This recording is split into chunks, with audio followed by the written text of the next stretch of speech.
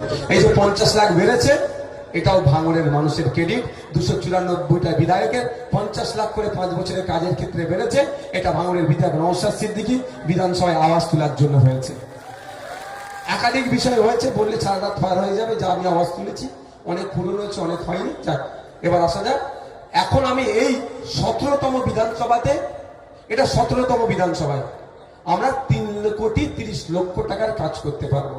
এই 3,30,00,000 টাকার 30 পয়সা কিন্তু আমি হাতে পাবো না। এর প্রচুর বড় গেড়া কল আছে। কি হবে আমি বলে দেবো, ওই মন্দিরের ওখানে কাছে একটা লাইট দরকার, ওই ঈদগার ওখানে একটা লাইট দরকার, ওখানে একটা কল দরকার, ওই আইসিডিএস স্কুলের ওখানে বাচ্চারা যায়, ওদের পানীয় জলের সমস্যা, একটা কল দরকার। এগুলো বলবো কাকে? ডিস্ট্রিক্ট প্ল্যানিং অফিসারকে বলবো, আর ডিস্ট্রিক্ট ম্যাজিস্ট্রেটকে দিয়ে তারা এটা নেবে। তারপরে কনসার্ন ডিপার্টমেন্টে যাবে। যাওয়ার পরে আপনার কোন কোন এজেন্সিকে দিয়ে করাবো সেটা হবে। তারপরে ওই কি বলে টেন্ডার হবে, কাজ হবে, দীর্ঘ প্রসেস। আমি প্রথমে চেয়েছিলাম ভাঙড় 1 নম্বর ব্লক 2 নম্বর ব্লককে কাজটা করাবো, কাজও দিয়েছিলাম। অল্প কাজ করেছে, কোয়ালিটি একদম ধ্বংস করে দিয়েছে, মানে ঝেড়েছে ওখান থেকে। আর বাকিটা আমাদের ঢিলে করিয়েছে। বাধ্য হয়ে মমতা ব্যানার্জির কাছে গিয়েছিলাম, আপনারা দেখেছিলেন না? তারপরে কিছু কাজ ছেড়েছে। এবার আসা যাক, আমি অনেক আগে ঘোষণা দিয়েছিলাম, মাথা তুলে কথা বলেছি, মাথা তুলে প্রমাণ করে দেবো।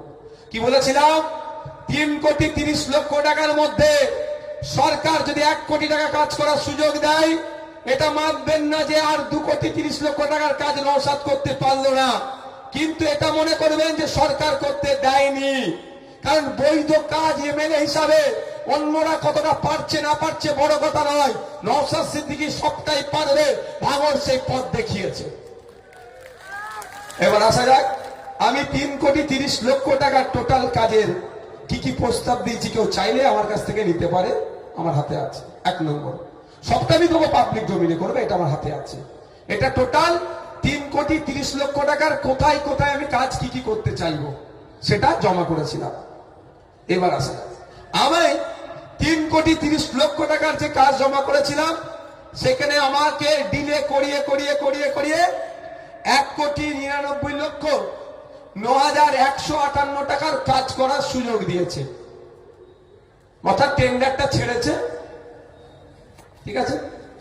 থাকলো তাহলে প্রায় 1,30,00,000 টাকা, তাই তো? বাকি থাকলো, নওশাদ সিদ্দিকী বলেছিল 30 লাখ বাকি থাকলে বাড়ি থেকে এনে করে দেবো, আর 3 কোটি বাকি থাকলেও বাড়ি থেকে করে দেবে, ঘোষণা দিয়েছিলাম তো। তাহলে ঘটনার সাথে জবানের সাথে কথার মিল রাখতে হবে কি হবে না? হবে কি হবে না? আমি এখান থেকে বলছি, নওশাদ সিদ্দিকীর উদ্যোগে হ্যাঁ, গাঁটের টাকা দিয়ে 1,37,51,125 টাকার কাজ চলছে আমার। কি বলছি বুঝতে পারছে না? তালিটা ছোট হয়ে গেল ভাই। 1,37,00,000 টাকা ভাই বাড়ি থেকে দিতে হচ্ছে। কথা দিয়েছিলাম, কি বলছি কি বলছি বুঝে আসছে? 3,30,00,000 টাকার মধ্যে 1,99,09,158 টাকার কাজ টেন্ডার ছেড়েছে, কাজ হয়েছে। কিন্তু বাকি প্রায় 1 কোটি, আমি আরো 6,60,283 টাকার এক্সট্রা কাজ করে দিচ্ছে আমার 3,30,00,000 ওপরে। ভালো করে বোঝার চেষ্টা করো, হিসাব নালে গুলিয়ে যাবে। প্রথম কথা হচ্ছে, আপনাদের এখানে হিসাবে 5 বছরে একজন এমএলএ 3,30,00,000 টাকার কাজ করবে। তার মধ্যে সবটাই সরকারি টাকা। সরকারি টাকায় কাজ প্রায় 2 কোটি টাকা। তাহলে 1,30,00,000 টাকা কোথায় গেল? আমি ঘর থেকে এনে দিয়ে কাজ করেছি। এবার কোথায় কোথায় কাজ করেছি না করেছি, এটা প্রশ্ন থাকতে পারে তো।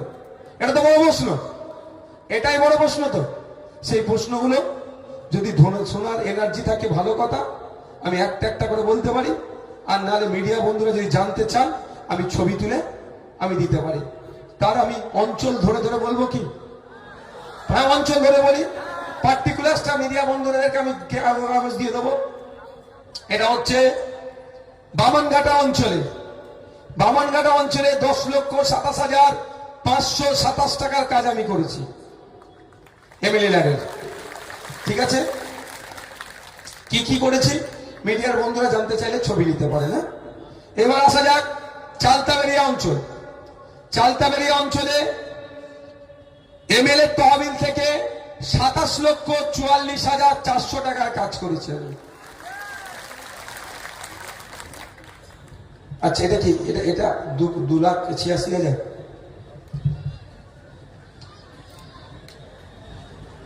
আচ্ছা, আর চালতাবেড়িয়া অঞ্চলে আমার যে গ্যাপটা রয়ে গেছে 1,30,00,000 টাকার পূরণ করতে হবে, তো ওর মধ্যে 2,86,800 টাকার আমি কাজ করেছি আমার নিজের টাকা দিয়ে।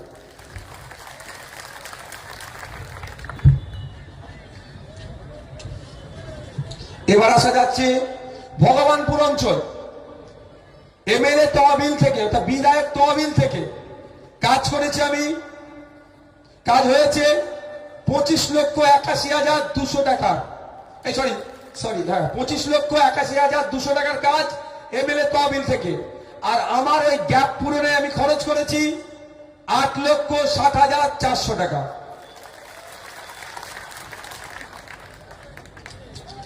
এবার আসি পোলেরহাট 1 নম্বর অঞ্চল। বিধায়ক তহবিল থেকে 17,20,800 টাকার কাজ।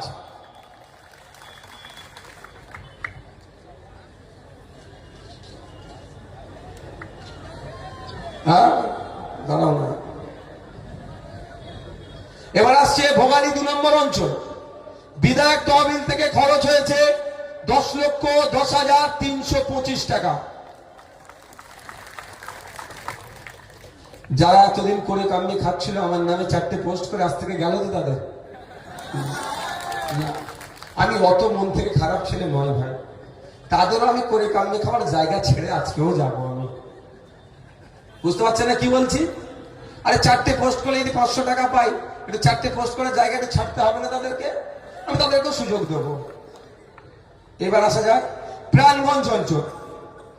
এমএলএ তহবিলের মোট খরচ 13,10,400 টাকা।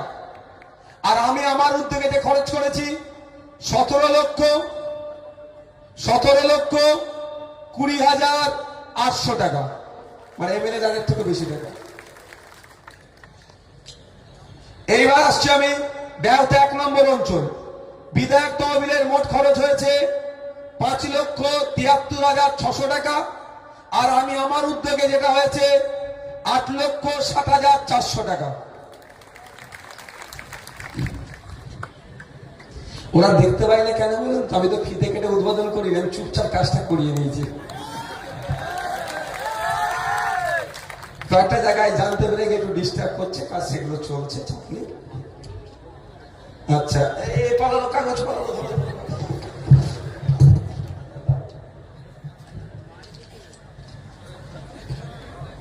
এবার আমি ঘোষণা করছি শানপুকুর অঞ্চল। এমএলএ এর খরচ হয়েছে 16,03,921 টাকা। এবার আমি ঘোষণা দিচ্ছি নারায়ণপুর অঞ্চল। এমএলএ এর খরচ হয়েছে 24,30,138 টাকা। আমি আমার উদ্যোগে ঘাটের টাকা খরচ করেছি 14,34,000 টাকা।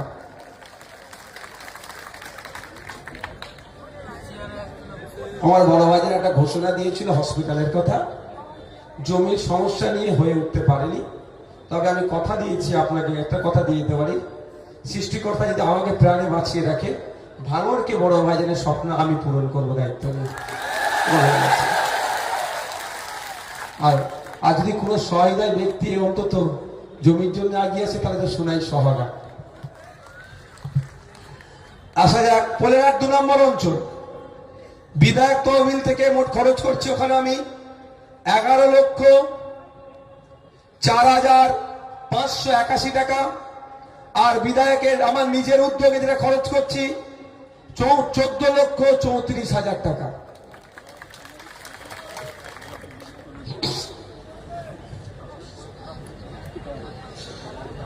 জাগরুগাছি অঞ্চল, ভাঙড় 1 নম্বর ব্লক। বিধায়ক তহবিলের মোট খরচ হয়েছে 16,12,800 টাকা। আর আমি আমার উদ্যোগে খরচ করছি ওখানে 22,94,800 টাকা। জাগলগাছি নেতারাই বেশি হই করে না জানি। ওখানে 16, 22, 38 প্রায় 39 লক্ষ টাকার কাজ হয়েছে। আব্দুল সেলিম, তোমরা বেশি কাজ করেছো। আব্দুল মান্নান ভাই, ইমরান ভাইরা। ভোগালী 1 নম্বর অঞ্চল, বিধায়ক তহবিলের মোট খরচ হয়েছে 5,13,000 টাকা। আর আমি আমার নিজস্ব উদ্যোগে খরচ করছি 22,94,400 টাকা।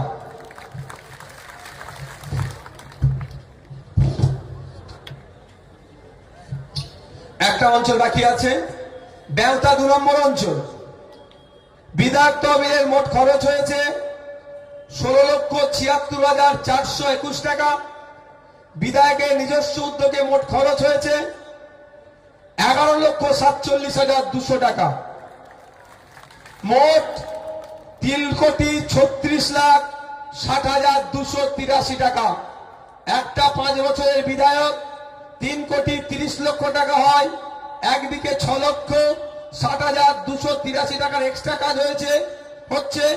আর সাথে সাথে এটাও বলে রাখি 1,37,51,125 টাকা ফুরফুরা শরীফ থেকে নিয়ে এসে আমি খরচ করছি।